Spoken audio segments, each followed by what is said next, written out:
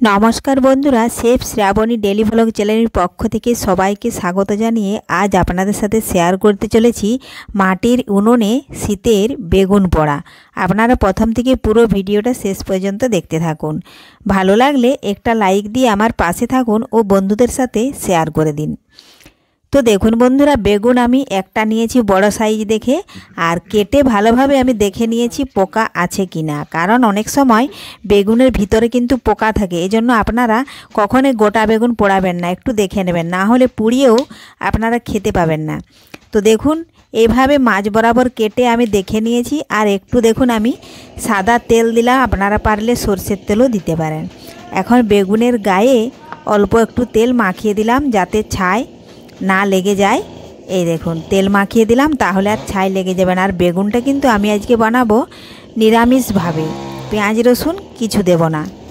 এজন্য না হলে এর ভেতরে কিন্তু আমি, আপনারা যদি দিতে পারেন তাহলে এর ভেতরে পেঁয়াজ রসুন লঙ্কা দিয়ে দিতে পারেন। তো দেখুন মুড়ি ভাজা হয়েছে বাড়িতে, এজন্য আমি অনেক আগুনও পেয়েছি, তাই ভাবলাম বেগুনটা পুড়িয়ে নিই।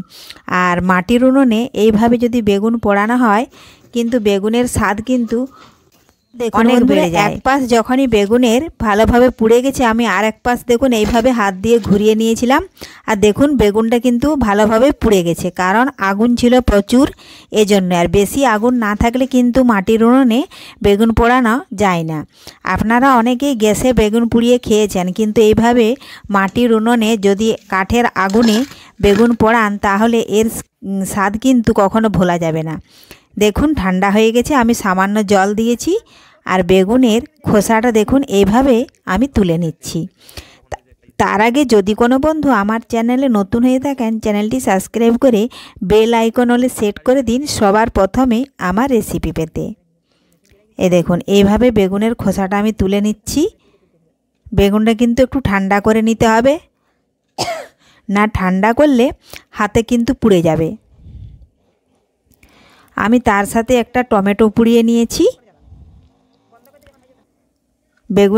বেগুনটা দেখুন আবার আমি ভালোভাবে এইভাবে দেখে নিলাম। আর বেগুনে যদি পোকা থাকে বেগুন কিন্তু একদম পুড়বে না, এই জন্য বেগুন দেখুন পোকা নেই, ভালোভাবে পুড়ে গেছে। দিলাম কাঁচা মরিচ কুচি, আমি এখানে নিরামিষভাবে বানাচ্ছি। দিলাম 1 টেবিল চামচ সরষের তেল, দেব আমি এখন স্বাদ মতো লবণ। আর দেখুন টমেটোটাও হাত দিয়ে খোসাটা তুলে নিয়েছি। আর এইভাবে দেখুন টমেটো আর বেগুন আমি একসাথেই মাখিয়ে নিচ্ছি, হাত দিয়েই মাখিয়ে নেব। আমি নিরামিষভাবে বানাচ্ছি বলে পেঁয়াজ রসুন দিলাম না, আপনারা পারলে পেঁয়াজ রসুনও দিতে পারেন। তো এইভাবে আপনারাও একবার কাঠের উনুনে বেগুন পুড়িয়ে খাবেন, আর কতটি টেস্টি হবে সেটা খাওয়ার পরে কমেন্টে আমাকে জানিও। তো দেখুন বন্ধুরা এইভাবে ভালোভাবে মিশিয়ে আমি মাখিয়ে নিলাম। তো তৈরি হয়ে গেল আজকে খুব টেস্টি বেগুন পোড়া রেসিপি।